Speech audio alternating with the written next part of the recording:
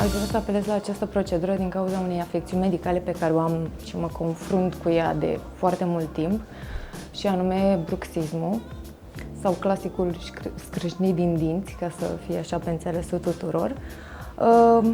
E o problemă destul de gravă, aș spune eu, mai ales în situația în care nu poți purta o gutieră sau nu te simți confortabil cu o gutieră.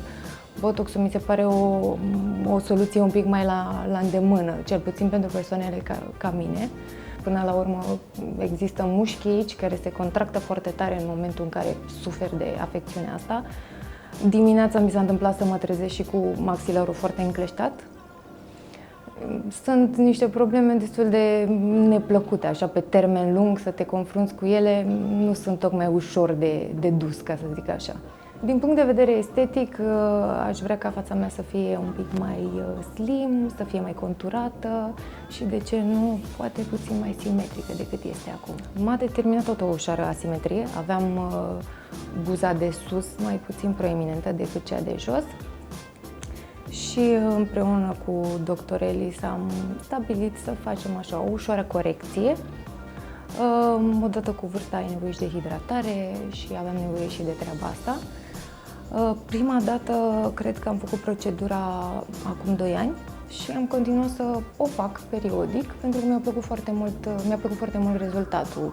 Este un rezultat natural și mă simt foarte bine în pielea mea cu această procedură.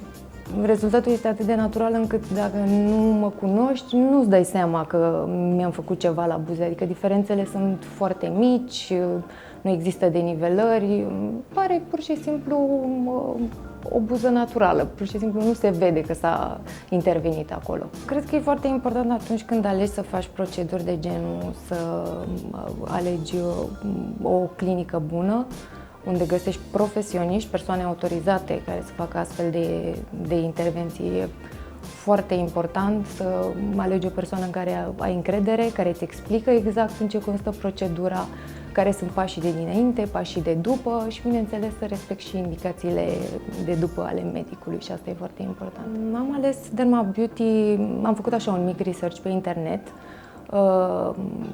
Am ales clinica asta în urma review-urilor foarte bune pe care le-am găsit. Bineînțeles, aici am cunoscut-o și pe Dr. Ellis, care de fiecare dată când mi-a făcut câte ceva, mi-a explicat pas cu pas ce implică procedura și pentru mine a contat foarte mult.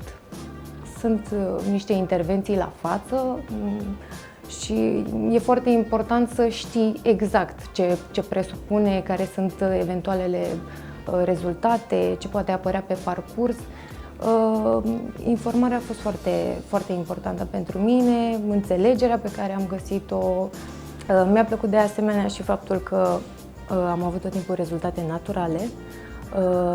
Nu s-a exagerat cu cantitățile, nu am primit sfaturi în privința asta să îmi bag anumite substanțe în cantități mai mari decât aș avea nevoie.